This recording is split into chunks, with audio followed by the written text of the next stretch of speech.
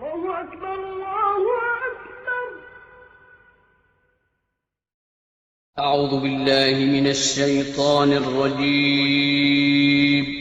بسم الله الرحمن الرحيم. صحیح بخاری حدیث نمبر 524. قیس بن ابی حازم نے جریر بن عبداللہ رضی اللہ تعالیٰ عنہ کی روایت سے بیان کیا کہ جریر بن عبداللہ بجلی رضی اللہ تعالیٰ عنہ نے فرمایا کہ میں نے رسول اللہ صلی اللہ علیہ وسلم کے دست مبارک پر نماز قائم کرنے، زکوٰۃ دینے اور ہر مسلمان کے ساتھ خیر خواہی کرنے پر بیعت کی. صحیح بخاری حدیث نمبر 525. شفیق بن مسلمہ نے کہا کہ میں نے حذیفہ بن یمان رضی اللہ تعالیٰ عنہ سے سنا.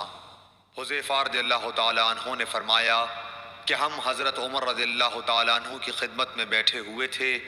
کیا آپ نے پوچھا کہ فتنے سے متعلق رسول اللہ صلی اللہ علیہ وسلم کی کوئی حدیث تم میں سے کسی کو یاد ہے؟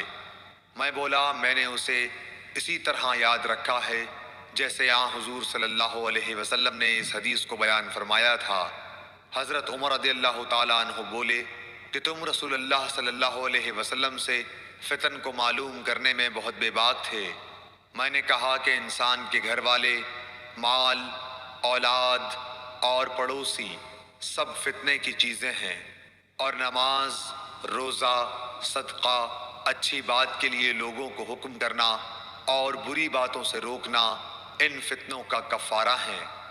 حضرت عمر رضی اللہ تعالیٰ عنہ نے فرمایا کہ میں تم سے اس کے متعلق نہیں پوچھتا، مجھے تم اس فتنے کے بارے میں بتلاؤ جو سمندر کی موج کی طرح ٹھاٹھیں مارتا ہوا بڑھے گا.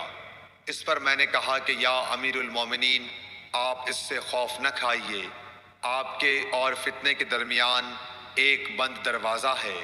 پوچھا گیا وہ دروازہ توڑ دیا جائے گا یا صرف کھولا جائے گا؟ میں نے کہا کہ توڑ دیا جائے گا.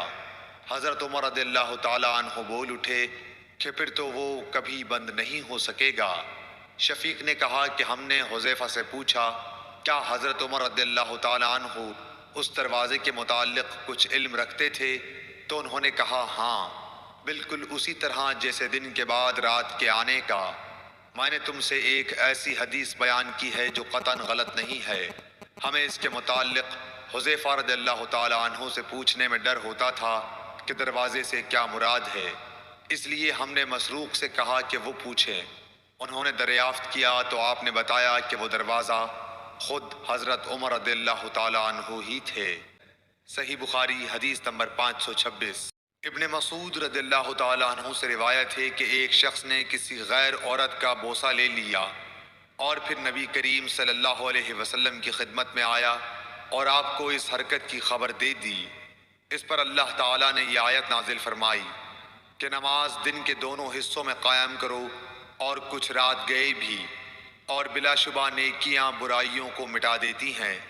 اس شخص نے کہا کہ یا رسول اللہ صلی اللہ علیہ وسلم، کیا یہ صرف میرے لیے ہے؟ تو آپ نے فرمایا کہ نہیں، بلکہ میری تمام امت کے لیے یہی حکم ہے. صحیح بخاری حدیث نمبر 527. ولید بن ایزار کوفی نے خبر دی کہ میں نے ابو عمرو شیبانی سے سنا، وہ کہتے تھے کہ میں نے اس گھر کے مالک سے سنا آپ عبداللہ بن مسعود رضی اللہ تعالیٰ عنہ کے گھر کی طرف اشارہ کر رہے تھے. انہوں نے فرمایا کہ میں نے نبی صلی اللہ علیہ وسلم سے پوچھا کہ اللہ تعالیٰ کی بارگاہ میں کون سا عمل زیادہ محبوب ہے؟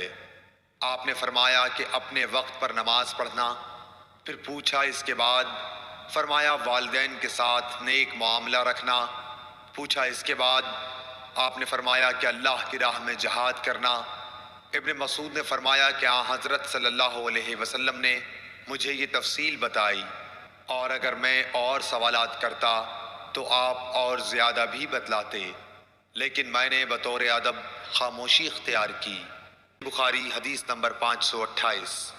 ابو سلمہ بن عبد الرحمن بن عوف رضی اللہ تعالیٰ عنہ نے حضرت ابو ہریرہ رضی اللہ تعالیٰ عنہ سے روایت کیا ہے کہ انہوں نے رسول اللہ صلی اللہ علیہ وسلم سے سنا، آپ فرماتے تھے کہ اگر کسی شخص کے دروازے پر نہر جاری ہو اور وہ روزانہ اس میں 5 دفعہ نہائے تو تمہارا کیا گمان ہے؟ کیا اس کے بدن پر کچھ بھی میل باقی رہ سکتا ہے؟ صحابہ نے عرض کی کہ نہیں یا رسول اللہ، ہرگز نہیں۔ آپ نے فرمایا کہ یہی حال 5 وقت کی نمازوں کا ہے، کیا اللہ پاک ان کے ذریعے سے گناہوں کو مٹا دیتا ہے؟